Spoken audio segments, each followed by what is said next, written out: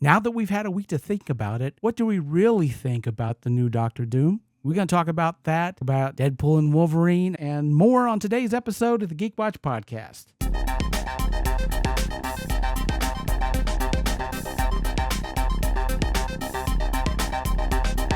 This is the Geek Watch Podcast with Brian Hatcher and Mandy Petrie.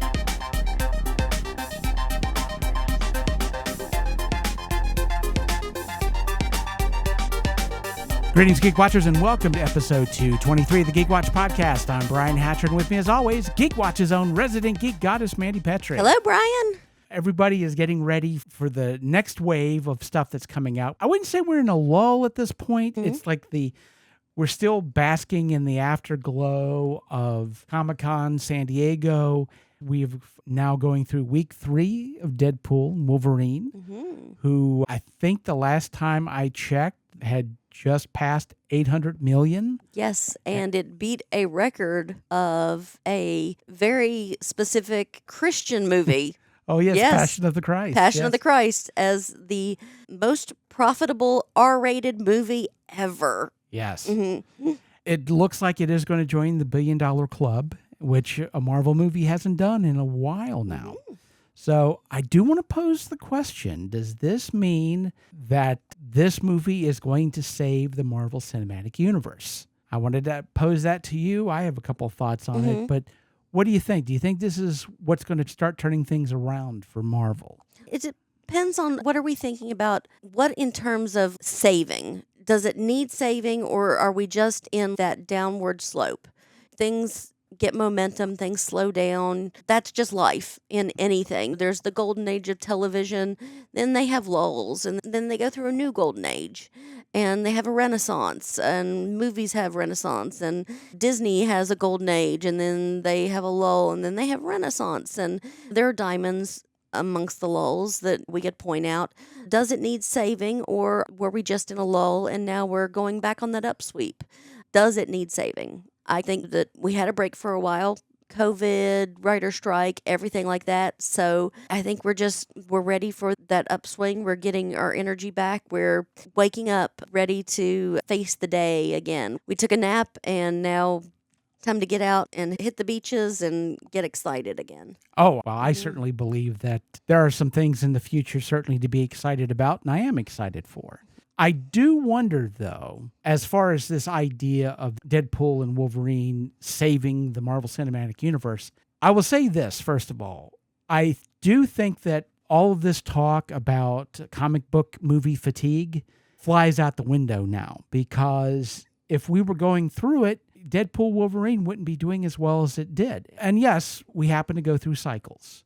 But if Deadpool Wolverine had come out a year ago, I still think it would have done extremely well. I think the movie for itself was a good film, and we were all looking forward to it, and it gave us what we wanted, and I feel like the money it's making is well-deserved. It's not Shakespeare, which is my way of going, well, it's not a perfect movie. Well, see, I can skewer myself when I say a lot of those type of things. The one that I say, you have the Raven and you have Casey at the bat. We need them both. Exactly. We want them both. And they're both wonderful. Yeah. I would also say, as far as this movie being the saving grace for the MCU, it's not a movie that you can use it as a blueprint and say, all of our movies from now on, we need to make it just... Oh, absolutely. Yeah. Not. We got to do fourth wall breaks, and we got to do... No, this is the exception. You need to follow the rules, mostly. This is the exception to the rule, and the formula works for a reason. That's what we want. Yeah. Hero, obstacle, goal. Yeah. And also, I would say, and this means I'm going to have to bring up an uncomfortable subject, but we'll do it. This idea that Marvel would go out and try to make fourth wall break movies with a bunch of jokes and a character who's very aware of the fact that they're in a movie or a TV show or whatever. I think that for Deadpool, it works.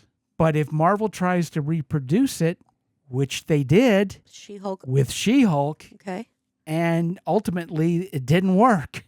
Not that it couldn't have worked, but I feel like Deadpool and Wolverine works because the writers understood the formula and what makes the formula work. And I don't believe the writers of She-Hulk got the memo. There were some moments in there where I felt like it worked. I think overall it didn't. And it was because they didn't understand the process of making that kind of a show or movie, where I feel Ryan Reynolds and the other writers of the Deadpool movies, they get it. We could go into a long dissertation about what those things are. I feel as of right now, maybe that might be something we cover later on. You know, if the Geek Watchers are interested, we can deconstruct all of that. It is definitely something that I can get lost in the weeds doing. And Yeah, that would be like an 18-hour podcast. it could be. I think I could. That would get into one of those Joe Rogan 6-hour podcasts. And Oh, I think I could trim it down to 5.5. whew, But yeah, that's why I need to pack a lunch for that. And Oh, yeah. But I do feel Deadpool and Wolverine, I think it's a good way of getting some momentum. I don't believe it's a blueprint that Marvel needs to continue making films that way. I feel like you said, the Deadpool universe is perfect for that type of a film, but all the different formulas have to work. And of course, they have to do the traditional movies and see that they work. I really feel like if there's going to be a turnaround for the MCU, this isn't going to be the movie that's going to prove that it's possible. It's going to be in February. It's the new Captain America movie. What does it do? Mhm. If it does really well, okay, maybe we are seeing a turnaround. Right. But as much as I would hate to see this become an anomaly, it might well be. This might have just been some shining moment for Marvel, that they very fortunate to decide to let Ryan Reynolds do what Ryan Reynolds does. And they let him have free reign for the most part. They didn't get to do everything they wanted to do. There's a lot of cameos that have leaked, but one cameo that they really wanted and wasn't able to get was they wanted to bring back Nicolas Cage as Ghost Rider. Oh, yeah, that would have been great. Yeah, they wanted to do it. They weren't quite able to work that out. He was off being long legs, I suppose. Yeah, probably so. Hopefully, the Captain America movie is going to be great. Of course, in September, we're going to get Agatha All Along. Mm-hmm. And I hope that does really well also. Although Marvel has been a little shaky with their TV shows. And this one's kind of going against formula as well. That, I feel, has worked in its TV shows before. Some of their best TV shows, WandaVision, going against that formula did really work for them. Falcon and Winter Soldier, I think that had more of the standard superhero TV show. I think it looked really good. I think it did very well. I enjoyed that a lot. So that could work in its favor. I'm excited to see it either way. Oh, yeah. I'm definitely looking forward to seeing it. I hope that they've picked up some lessons, because the last few TV shows that they've done have not been very good. Mm-hmm. They've had moments where I've enjoyed them, but overall, the quality hasn't been there. Right. I feel, especially with the cast that we have on the Agatha show, that it could be really good if the writing is there, and hopefully that it is. I did want to talk to you about Dr. Doom. You seemed very concerned about. It seems like you've been thinking about this for the past 7 days. I have been thinking about it. Part of what got me thinking about it, actually, was partly because of some of your reaction to the news. Uh-huh. Specifically, when I floated the idea that maybe this Dr. Doom may not be the comic accurate Dr. Doom. And there was that moment where there was a crack in those geek colored glasses. And fair enough. Yeah, maybe it's not Victor Von Doom. But we do know that this is going to be a period piece. It's going to be set in the 60s.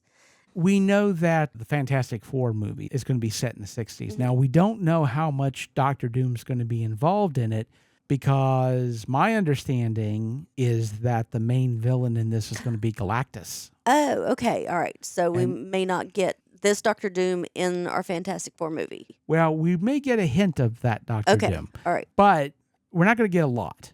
Okay. The majority of where we're going to see Dr. Doom is going to be in the two Avengers films.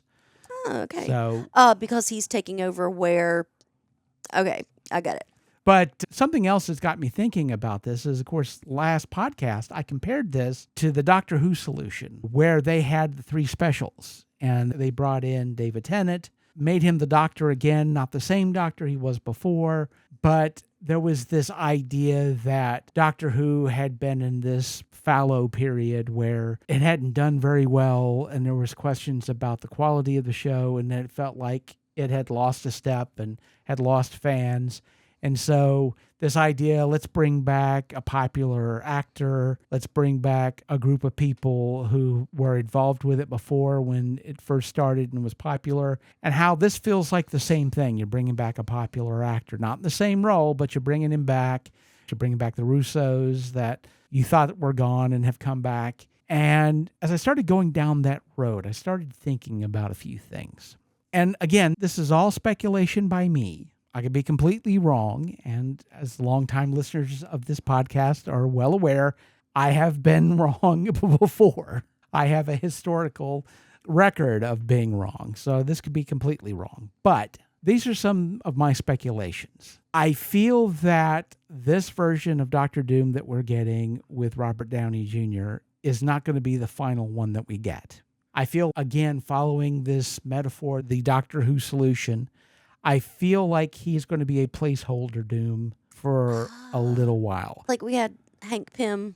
Hank Pym was the Ant-Man that most people knew. Right. Before the movies, hardly many people knew Scott Lang. Mm-hmm. As very few people would have known Tim Drake. They knew Dick Grayson. So basically what I'm thinking here is that we're going to be getting a multiversal version. Okay. And possibly this is going to be a Doctor Doom who's basically an evil version of Iron Man. That this is going to be the anti-Iron Man. And that's why we're going with Robert Downey Jr. There is a precedent in the comics of it going the other way, where Doctor Doom broke into Tony Stark's lab after Tony Stark had died and had stolen his armor and become had basically decided to be the new Iron Man. And so he was an anti-hero in that aspect until he basically did what Doom does. I'm sorry, I have a great ADHD moment from the art world. Oh, okay. There was a statue put up of Iron Man. Mm-hmm. Do you know what it was called? No. Man of Steel. This is what happens when two art worlds don't communicate with each other. Someone fails terribly. One job. Someone fails terribly. Yeah. Yep. Okay. All right. Wrong character, wrong universe. Please continue. Yes. So I feel that we're not going to be getting the ruler of Latveria. Hey. And the reason for that is... no diplomatic immunity. Well, that's part of it, but I also feel, and I think this was not to put thoughts in your head, you correct me if I'm wrong about this, but I got the feeling that part of your disappointment with Doom not possibly being the leader of Latveria was there's a lot of great storytelling that comes from this idea of a character who is beloved by his country, who have turned things around. And is untouchable. And walks the line between technology and magic, who is a villain mostly, but sometimes steps over the line and does heroic things. Self-servingly. Talk about the Wizard of Oz. Well, are you that excited about Wicked, Brian? Well, no, I am excited He is. about He's Wicked. that excited about Wicked. I am, but however, that is definitely Doom's character. But you're not going to be able to develop that in 2 movies. Or even 2 1/4 movies, or however long Robert Downey Jr. turns up in Fantastic Four.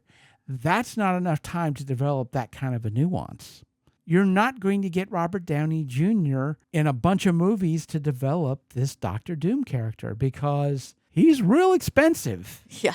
They're pulling the trigger now. You got a flash and a pan him. Yeah. I honestly feel that after Secret War, that's going to be the last we see of that version of Doctor Doom. Uh-huh. And I feel like after that, we're going to get a more traditional version, which, again, I hope is Christoph Waltz. I think he would make a great Doctor Doom. Oh, yeah. But part of why I feel like that this Doctor Doom is going to be a temporary is because going back to the idea of Doctor Doom as a character, there's one thing that's iconic about Doctor Doom, and that's the mask. Right. And depending on the mythology of it, is because he's horribly scarred and he's vain, and that's why he doesn't show his face, or he believes he's horribly scarred and he's not. It's just his vanity. But either way, the mask never comes off, right? Mm-hmm. You never see his face. And I feel like you're going to see Robert Downey Jr.'s face in these movies. Okay. but it goes against the character of Doctor Doom. As a friend of the show, Kevin Pauly, has said, you had two versions of Judge Dredd. You've had two different movies. One was Sylvester Stallone, where the mask comes off. Yes. And that movie, although has an amazing budget, great special effects, and you feel like you're in that world, Stallone doesn't necessarily feel like Judge Dredd because the mask comes off. It was a different character. Right. Pretty much. But then you get Carl Urban in Dredd. Yeah. Which not as big of a budget and more of a bottle episode because it all is shot in this apartment complex, but feels more like Dredd because the mask stays on. Same thing with V for Vendetta. V for Vendetta. That's what I was thinking. Hugo Weaving. Yeah. Yeah.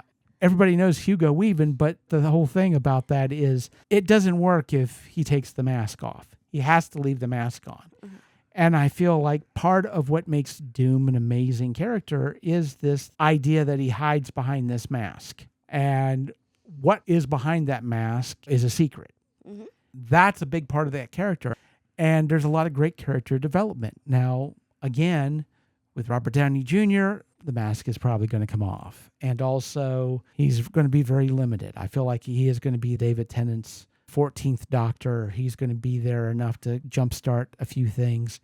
But then we're going to get a more traditional Doctor Doom, who's going to take over and going to be more of that character that we're used to in the comics.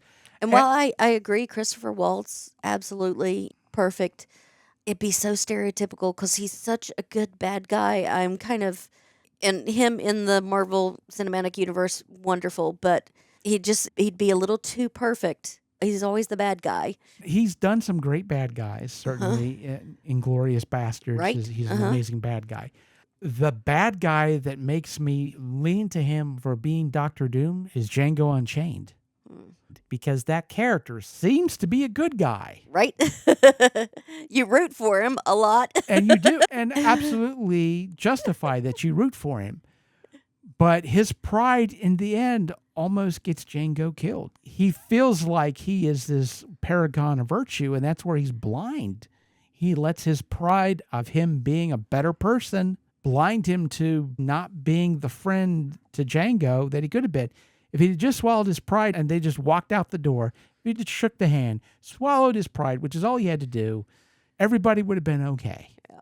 But that's not what happened. And it's that strange little subtlety that makes me go, okay, well. And I don't know if I've ever mentioned this to you before, but I've always felt that in the Marvel Cinematic Universe, what I would love to see Doctor Doom come back to find his country completely destroyed and wrecked. Destroyed by civil war, destroyed by and fighting by attacks from the outside. His people their entire country just wiped out because of stuff that's happened. And for him to bring them back from the literal brink. Right. What I would love to see is for this country to be a country that we've heard of before, one that's been in the Marvel Cinematic Universe, one that has had to deal with both a civil war and with fighting on the outside, and for him to basically bring them back from the brink and tell them, we're going back to the old name of the country, Latveria, and we're not going to use the new name that you got that was Sokovia. Ah, okay. That when they went from the monarchy to a parliament system, that they changed the name of the country to Sokovia. And, of course, all the devastation, the Sokovia Accords, and all of that stuff. But then to bring them back from the brink, make them a technological giant, cut them off from the UN, call themselves Latveria again. They said, we're going to be a power just like Wakanda is, since we can, we'll cut ourselves off like Wakanda did. Yeah. Wow. And, again, with... Listen to us fan fictioning. Oh, yeah. This Marvel Cinematic Universe. We're so much better than... It's an idea. It's an idea I would like to see, but unlike some people who do fan fiction, I'm not going to go, this all sucks because this wasn't what I wanted them to do. And of course, if they do wind up making Sokovia the old Latveria, and then Latveria rises from the ashes of Sokovia, I think that would be awesome. I'll be real happy that happens. Like, oh, great minds think alike. Right. I'd be all happy about that. But I do feel like because of the fact that Robert Downey Jr.'s mask is going to have to come off. We're going to take it off because of the fact that his price tag is just way too high. And because I feel like Dr. Doom as a character deserves more time to develop. And there are subtleties that you're not going to be able to get from just popping up here and there in a movie. Regardless of how big of a role Dr. Doom has in the movie, I feel like Marvel understands that bringing Robert Downey Jr. into this is a stopgap. Let's get people excited again. Once we've done that, then we can bring in a Dr. Doom that can be a little more nuanced and some mystery to him as well. And so we might not necessarily know a lot about that Doom, but we're going to be interested. And that could definitely turn things around. I feel like that again, Robert Downey Jr. is going to be the David Tennant. Flash in the pan. Of this, not necessarily a flash in the pan. He's going to be great while he's there. Yeah. But I feel like he's being brought in to rejuvenate Marvel, to turn the tide from this perception that Marvel's best days are behind them. Certainly with what we've seen with Deadpool and Wolverine, there's still some gas to be had in the tank. But this is going to go back to good storytelling. And with Disney Plus getting ready to raise their rates once again, it's going to start costing you more to get Disney Plus. They're going to need to build some of that excitement. Whether they're going to be able to do that with Robert Downey Jr. and the excitement of that, if that excitement is going to carry on to the stuff that's coming up in the near future, I guess we'll have to wait and see. We shall see. And with that said, we come to the end of episode 223. Thank you for listening, and tune in next time for the latest in geek news and views with the Geek Watch podcast. For Mandy Petrie, this is Brian Hatcher, reminding all the Geek Watchers out there, we're all geeky about something. Be proud of yours. See you next time. Thank you for listening to the Geek Watch podcast. If you enjoyed this program, don't forget to like and subscribe on your preferred platform and share this podcast on your social media. For links to all the ways you can listen to the Geek Watch podcast, as well as leave comments and suggestions, visit our website at geekwatch.net. The Geek Watch podcast is a Hanging J production.